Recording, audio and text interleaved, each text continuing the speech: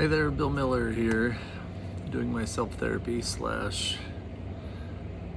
chronicles of my overcoming abusive behaviors. I think this is my fourth video, maybe my fifth video now. I can't say I'm going in order the way I probably should. For me, because it's so recent, my wife just left me 2.5 weeks ago. I realized I was an emotional abusive person not just about a month ago, almost exactly a month ago now. I did really well for a couple of weeks after I realized it. I was going through all the steps, going through the learning, understanding. I felt a lot better.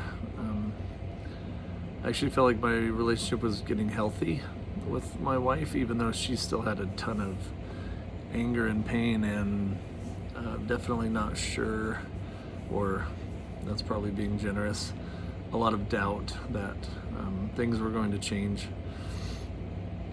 There had been, just to be fair, we've only been, we were only together for a year and a couple of months.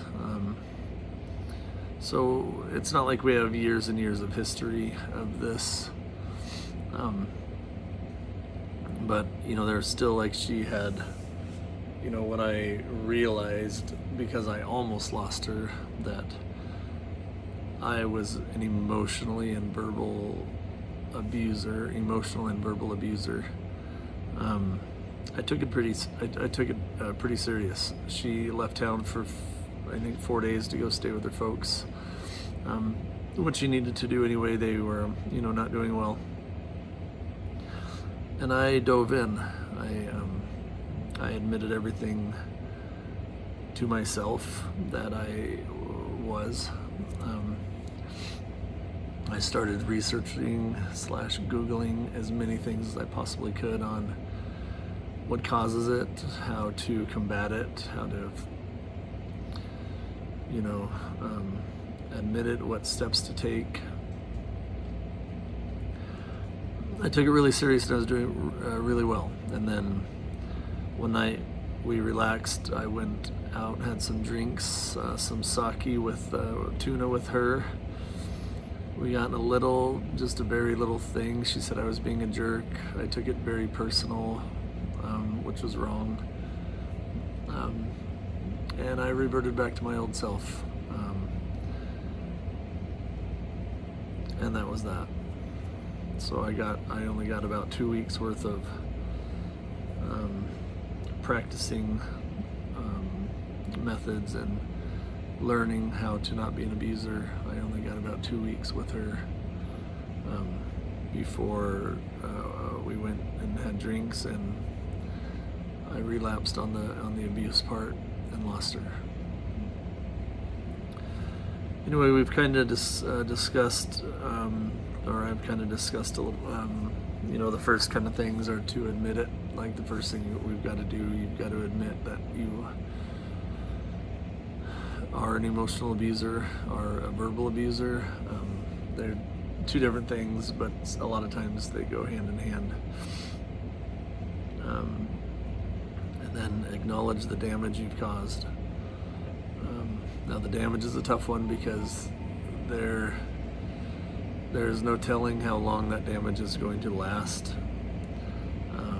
I know in the brief stint that I had with my wife, where I was controlling myself, controlling my emotions, my anger, she was experiencing a lot of anger. She, I think, felt comfortable, which is good, in expressing her anger to me and how frustrated she is that she had to endure what I put her through for the last year. And for me, I had to realize that she's going to be hurt for a while, and she's going to have anger in her for a while towards me for being the way I was. So understanding how much damage you caused, or the damage you caused, acknowledging that damage. Because if you downplay the damage, as an example, you'll have a tendency to probably like downplay it and not work as hard as you need to work to get through, to actually go through all the steps that you need to do to heal, to fix yourself, to get rid of the abuse out of your body completely and permanently. There's also, sometimes what I've encountered in the past month when I talk to people about being an emotional abuser and a verbal abuser, how many people have, said, well, it takes two to tango. It's not all you. There's no way it's all you. She also was abusive to me. She wasn't perfect, and there's a lot of truth to that. I don't know if she would admit it, and it's not my business. It's not up to me to try to, to bring that out, to bring that up, to even acknowledge it. It is hard. There were times where I made her mad, or she got upset or was hurt, and absolutely abused me. Absolutely abused me. And I know that, and she knows that, and not that it matters now. All I can do is work on me and make damn sure that I never abuse again. It's not my job to point out other people abusing, other abusive people. The only thing I can do is diligently work every day to overcome mine, and that's what I'm doing. And so for my friends and family that try to support me and say, hey, like, she also abused you, there's a lot of things that she did that were abusive to me as well, and while that may be true, that's not my focus, and it's not if I were to hear from her like, yeah, I abused you, it wouldn't change my path. It wouldn't make me feel any better, because it doesn't change my abuse towards her. So sometimes it's hard to take all the blame, and I'm not taking all of the blame. I'm just taking responsibility for myself and my own actions, and that's what I'm trying to fix here. So, we've covered a lot. Step one, admitting it. Part of step one is also acknowledging the damage you've caused. Step two is kind of understanding why. Like, why did you become this way? When did you become this way? What happened to you that made you become this way? Because that part is every bit as important as any of the steps. And that particular one I've downplayed a lot because I'm a 49-year-old man, and and I'm like, well, if something happened to me as a 10-year-old boy, I can't blame that for abusing my wife for the past year as a 48/49-year-old man. So I've always discounted that role, that part. All children go through hard times. Not all children turn out like me. I can't say my life was harder than everyone else's, because there are a lot of lives that are way worse than mine, and they've turned out, just fine. I wish I could say that was me. Unfortunately, it wasn't. But acknowledging or understanding why you abuse turns out it's really important. It's important because none of us chose to be this way. None of us chose to be abusive. What you choose to do as a human being is protect yourself, protect your heart, protect your emotions to a point. And when you were little, or younger, and you went through something that broke your heart, you know, it is human nature to not want to go through that again, and to from then on kind of protect yourself. So while, you know, my sister's kidnapping happened when I was 10 years old, and me getting kicked out of the house happened when I was 12 years old, while those were so many years ago and there's no reason I should still be carrying those with me, which is true, they're very relevant to my behaviors for my entire life, because that is when I created my patterns. Because when you're a child, you know, you're not gonna, there's no part of me that was gonna deal with it. There's no part of me that was gonna get hurt again. So I didn't love again. I don't know if that's the right word, but so like when I felt love or felt close to someone, I instantly pushed them away. I put up walls, acted like I didn't love them, and tried to convince me and and them that I didn't love them.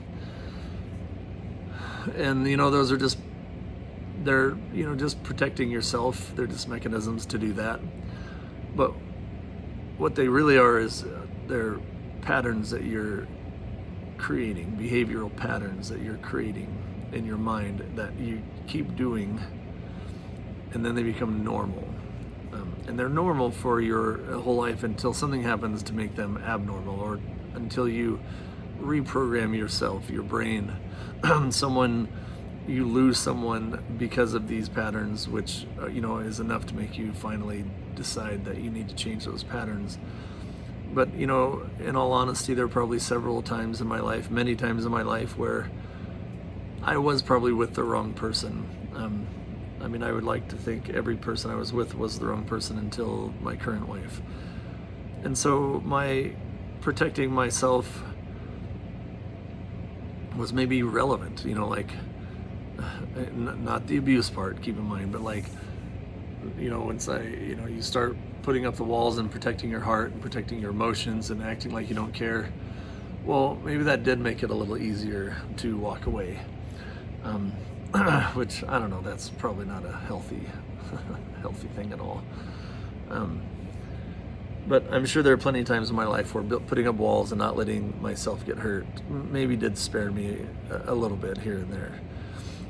But it certainly isn't something you want to do as a habit, as a go-to move. And, you know, because when you do meet the love of your life, you just have no idea how to not have those walls up. You have no idea how to accept that she loves you. Like, I don't think for one day I accepted that she loved me.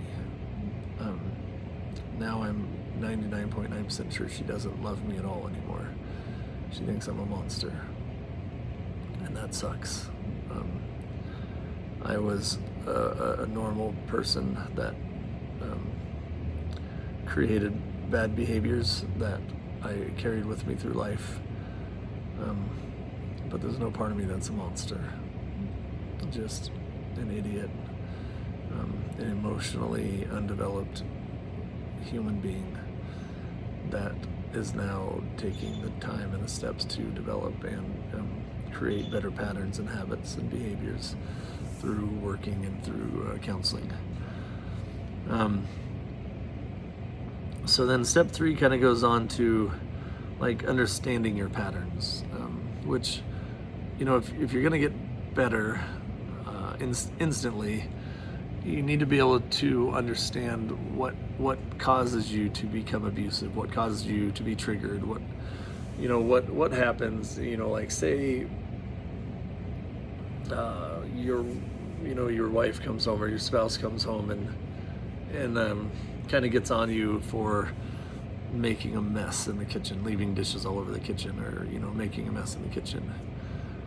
Well, and you get mad, and then you fire back and say, you know, something hurtful or abusive, and out of anger, you know, instead of, you know, just apologizing and saying, you know, like, hey, I was, you know, I'll clean that up, I just got busy or got sidetracked or was helping the kids or whatever. And, you know, just explaining what happened, which would be, you know, the emotionally responsible thing to do. and not get mad and just start yelling and say like, hey, like, I don't need a mom and whatever. But understanding that, like, when someone does that to me, I don't want to marry my mom. I don't want to marry my boss, like someone that's going to boss me around all the time, or someone that's going to act like my mother, or mother me. And so that could be a trigger for me. And understanding that gives me at least the opportunity to fix it, to when it comes up in normal day-to-day life, because a lot of, my wife, for one, has been a mom for 17 years, well, 16 years now, and then, and so, yeah, it's pretty normal for her to act like a mom, like to act motherly when there's a mess in the kitchen. There's nothing wrong with it, it's just normal. A simple conversation with like, hey, like, I would rather not be talked to like, your child. Like, if you want me to clean something up because I left a mess or made a mess, then maybe ask why, like, or just simply say, hey, would you please clean that up, because it's kind of giving me anxiety because I like a clean house, or whatever it is, like, don't mother me, because that kind of is a trigger for me, or whatever it is. But just having a conversation, but understanding what sets you off, what triggers you, is really the only way you're ever going to be able to combat it. So it's really kind of important,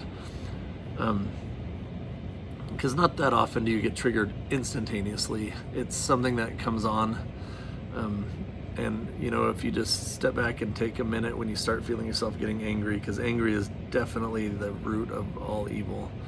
But when you start feeling yourself getting angry, or even if you do just instantaneously get angry, just stop for a second. Like, understand what it is that made you angry. Like, first of all, was it worth getting angry over? Is it really something that's that bad that you need to get angry over? Or are you just have a pattern, or your reflexes to just get angry, like mine has been for 40 years.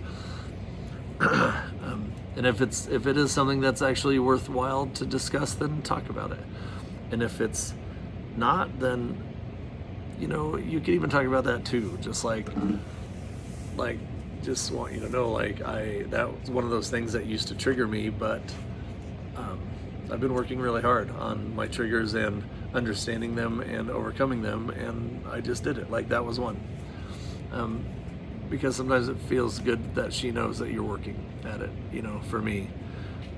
Like, I wish I could tell my wife right now that, like, I do this every day. I write her a long letter. I write her a letter every day. I read my book now, this Emotionally Abusive Relationships book. I read this every day. I watch videos on YouTube every day. I try to Google other things that I can read, but I work on it every day. How to reprogram my brain, how to, recognize abuse patterns or triggers within myself before I get triggered and cross a line.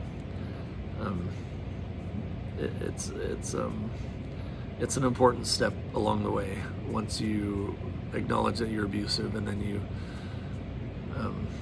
kind of pinpoint when you became abusive, so you can at least understand, like, hey, this is kind of when that happened, and that's when I started creating these patterns. It just kind of helps things, make sense of things for you, and then starting to understand, like, what triggers you and what, like, things happen that make you instantaneously mad, and go down that path. That way you can combat those as they come about. It's important, and it's nice to do a little research on how your brain works. It's very, very interesting. I talked about in my first video that's like an hour long, which is super, super boring, but I suppose all these are to you guys, or to no one, whoever sees this. But just how the front part of your brain is your instantaneous reactions to everything. When you drive to work in the mornings, you drive the same pattern to work every day, the same roads to work every day. You literally are just using this reflex part of your brain. You're not thinking about anything. you honestly can't even, you don't even really remember how you got to work, or not how you got to work, but like, you don't think of anything. You just do it because you've done it, the same route every day for 5 years or whatever whatever it is.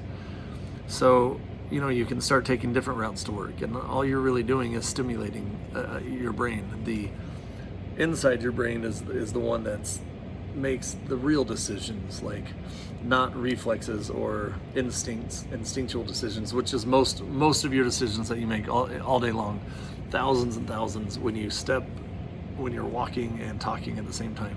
Those are all just things that you don't have to think about. You just do because you've done it a bazillion trillion times. But when you say you take a different route to work, well, now you're engaging a different part of your brain, the brain that actually does the thinking. Because now you're like, well, if I go this way for a half mile, I can take a right there, and then I can go down that way and then over there. But you're actually using your brain. And so that actually helps when you're going through, that oddly helps with this abusive patterns and things. It's just breaking patterns by stimulating your brain, by using your brain. So when you come across something in your relationship, you're totally used to using your brain. Your brain's active. That part of your brain is active and being used on a daily basis. It's not something that's just been stagnant for the past month, because you literally do the same thing every day, 7 days a week, month after month, and never really stimulate or activate that part of your brain. So it's kind of neat to learn all these things about how your brain actually works and the role that it plays in your abuse and recovery. It gives you a lot of hope. It gives me a lot of hope about my recovery, because I work on that constantly now.